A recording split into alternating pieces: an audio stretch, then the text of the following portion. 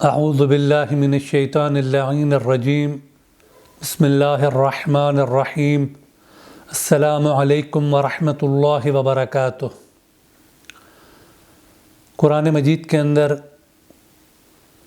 सूरह कहफ में हज़रत मूसा अलैहिस्सलातु वस्सलाम और हज़रत ख़िज़्र अलैहिस्सलातु वस्सलाम के वाक़े को बयान किया गया है, जिसमें जब हज़रत मूसा अलैहिस्सलातु वस्सलाम जनाब ख़िज़्र के पास तशरीफ़ लाते हैं और उनसे दरख्वास्त करते हैं कि परवरदिगार आलम ने जो आपको इल्म अता किया है उसमें से मुझे भी सिखाएं, तो उसके जवाब में हज़रत ख़िज़्र अलैहिस्सलातु वस्सलाम फरमाते हैं क़ाला इन्नका लन तस्ततीअ मअय सबरा, कि आप हरगिज़ मेरे साथ सब्र नहीं कर सकेंगे।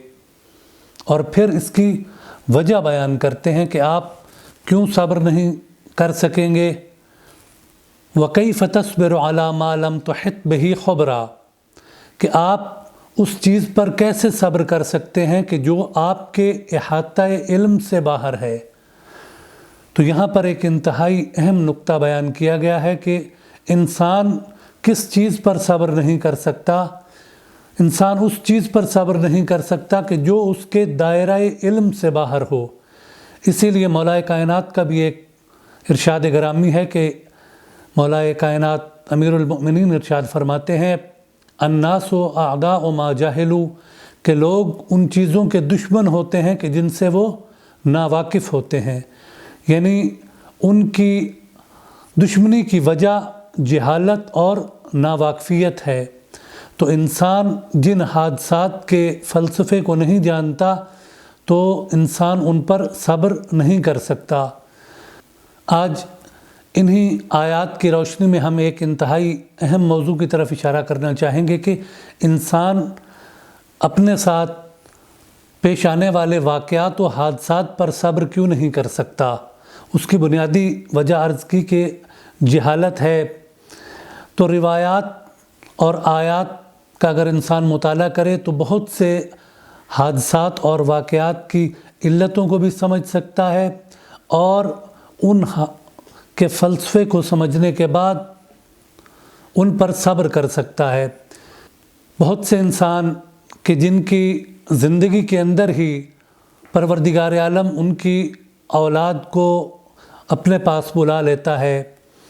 तो रिवायत में है कि इज़ा अहब्बल्लाहु अब्दन अख़ज़ अहब्ब वुल्दिह, कि जब परवरदिगार आलम किसी इंसान से मोहब्बत करता है तो उसकी औलाद में से महबूब तरीन औलाद को अपने पास बुला लेता है। तो इस रिवायत के मुताबिक कि जिस इंसान का उसकी ज़िंदगी में कोई औलाद, बेटी या बेटा इस दुनिया से चला जाए तो वो अल्लाह का महबूब होता है।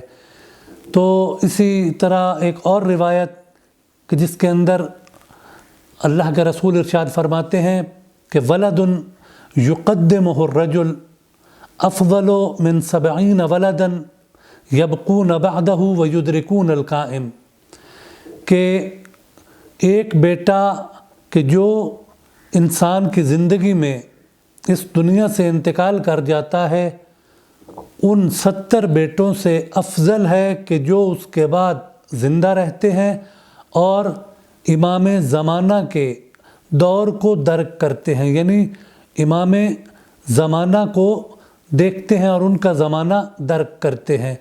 अब इमाम ज़माना का ज़माने को दर्क करने का क्या अजर है कि इमाम जाफ़र सादिक़ अलैहिस्सलातु वस्सलाम की हदीस है कि लौ अदरक्तहु लख़दिमतु, कि अगर मैं कायम आले मोहम्मद के ज़माने को दर्क करता तो मैं उनकी खिदमत करता, उनके खादमों में से होता।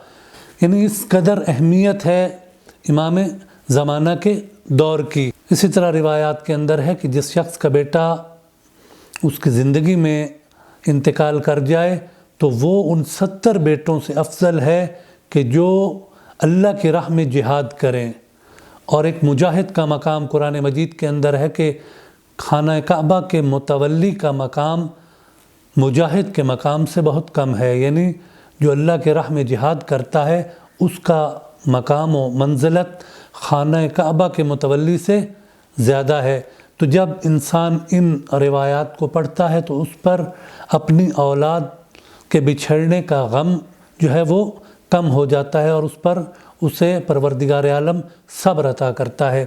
پروردگار عالم سے دعا ہے کہ پروردگار عالم ہمیں قرآن اور اہل بیت کی سیرت کو سمجھنے کی توفیق عطا فرمائے اور اس پر عمل پیرا ہونے کی توفیق عطا فرمائے، اور یہ پیغام دوسروں تک پہنچانے کی توفیق عطا فرمائے۔ اللہم صلی علی محمد و آل محمد۔